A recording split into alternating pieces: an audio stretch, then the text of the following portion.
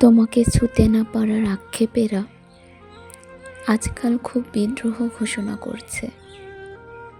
মুঠোফোনের এই পাশ থেকে একটু ছুঁয়ে দেওয়া যায় না কেন? স্পর্শের জন্য কাছেই কেন যেতে হয়?